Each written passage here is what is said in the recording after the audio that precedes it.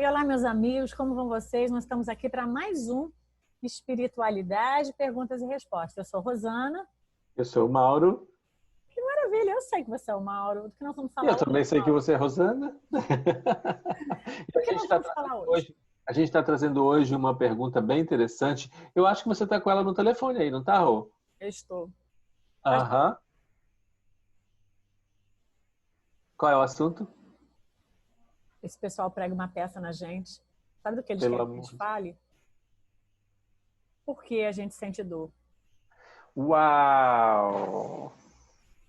Espiritualidade, perguntas e respostas no ar. Por que a gente sente dor?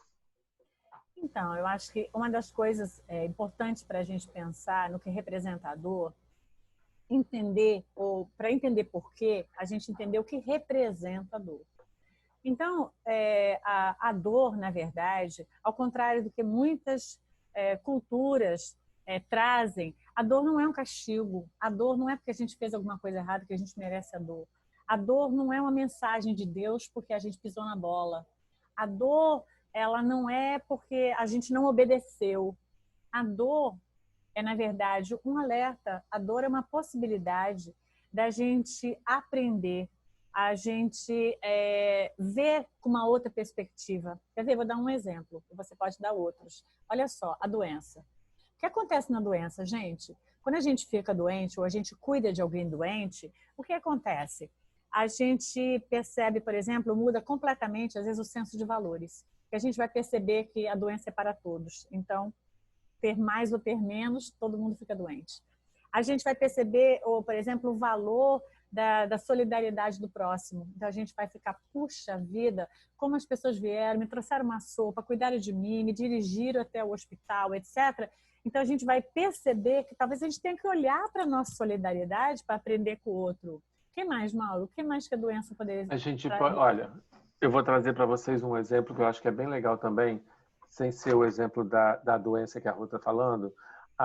Quando a gente, por exemplo, se separa de alguém, tá? Um divórcio, uma separação de um namoro, um amigo também pode ser, né? Que você perde a amizade da pessoa, a pessoa se separa de você.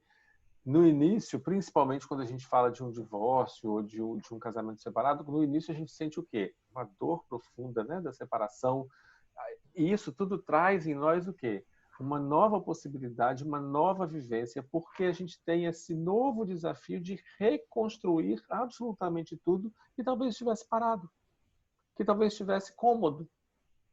Percebe? São as possibilidades. Talvez a gente se abra um leque de amizades, porque agora a gente pode de novo reconectar com o mundo, com o universo.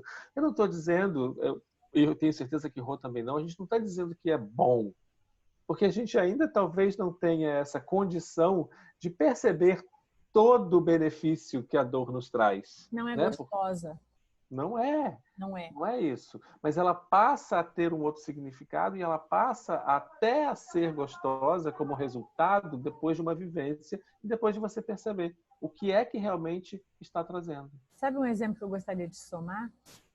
É a questão da partida do ente querido. Muitas Perfeito. vezes, diante da partida do ente querido, porque essa pergunta, obrigada por você ter enviado, muito importante para a gente a sua pergunta. Mauro, até vou contar para eles, eu acho, como eles fazem a pergunta, né? Acho que Gente, vale. como que vocês fazem a pergunta? Basta entrar, aqui embaixo está o link, www.projetoacolherperdasiluto.com.br. Assim que abre a primeira página, está lá, estudos. Quando você clica, vai aparecer um pequeno local onde você coloca seu nome, os pequenos dados e você envia a sua pergunta. Ela é muito válida para nós, porque a gente pode falar através de você, da sua pergunta, para muitas pessoas que sentem a mesma coisa. E o que vai acontecer? O que muitas pessoas falam para a gente? Como é que eu vou aprender alguma coisa com a partida do meu ente querido? Por exemplo, quantos de nós validamos a morte? Às vezes temos muita dificuldade. Nós vemos a morte como uma grande sombra, a gente vê a morte como uma coisa horrível. E muitas vezes, diante da morte, a gente vai ter que olhar e perceber que a morte ela é uma realidade para aqueles que nascem. Um dia, o corpo físico vai se desligar do corpo espiritual. Então, quando eu olho eu estou diante da morte porque um ente querido meu partiu, eu vou precisar entrar em contato do que representa a morte. Quando eu entrar em contato com o que representa a morte, automaticamente eu vou entrar em contato com o que representa a vida, porque eu vou perceber o significado muito maior da vida quando eu entro em contato com a morte. Então, percebem que todas as formas que a dor nos tocar, ela sempre vai trazer para a gente amadurecimento, ampliar nossa consciência, ampliar a nossa capacidade de compreensão das coisas, né? Então, acho que a dor, a gente pode vê-la como um aprendizado, sendo benéfica no nosso caminho, apesar de ela não ser gostosa. Perfeito, Rô. Eu acho que você trouxe um exemplo maravilhoso, porque é incrível como todas as dores, todos nós sentimos. Se não sentimos, ainda vamos sentir, não é? E quando a gente faz a relação, no exemplo que a Rô trouxe para a gente, a relação da perda do ente querido, onde você vivencia a morte, né, a partida de um ente querido, e você automaticamente tem o contato com a vida. Não é? Porque uma coisa está realmente interligada com a outra.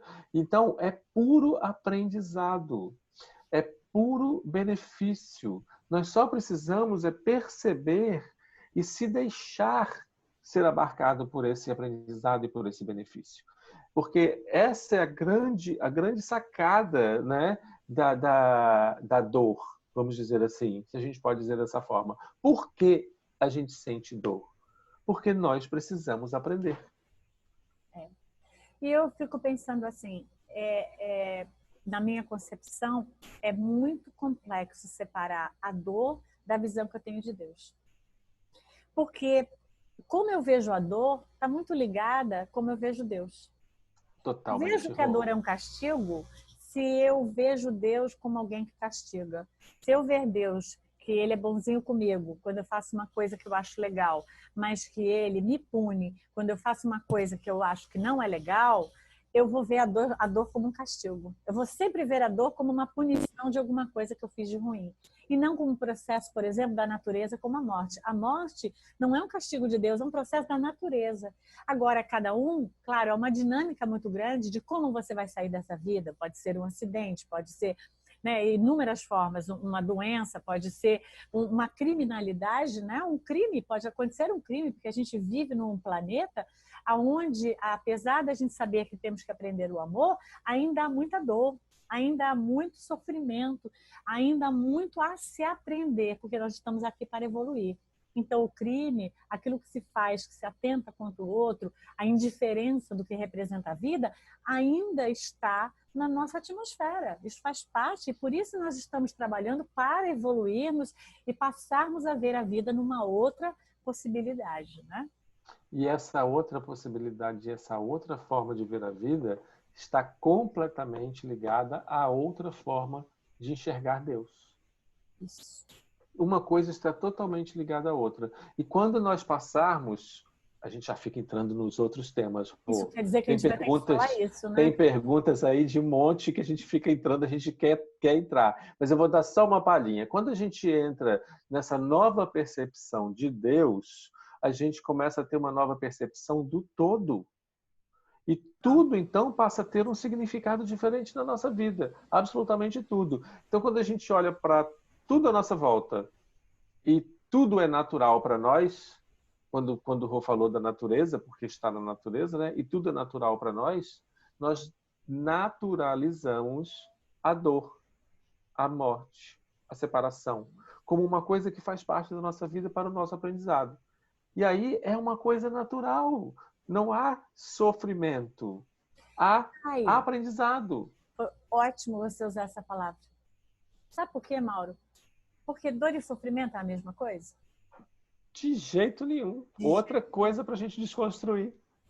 Acho que a gente vai ter que gravar um só dor versus sofrimento. Eu acho. Eu acho que a gente está chegando num ponto, Rô, sabe que eu estou vendo isso? A gente está chegando num ponto que a gente vai usar o espiritualidade, perguntas e respostas, ele vai desconstruir umas coisinhas e vai construir outras. Completamente.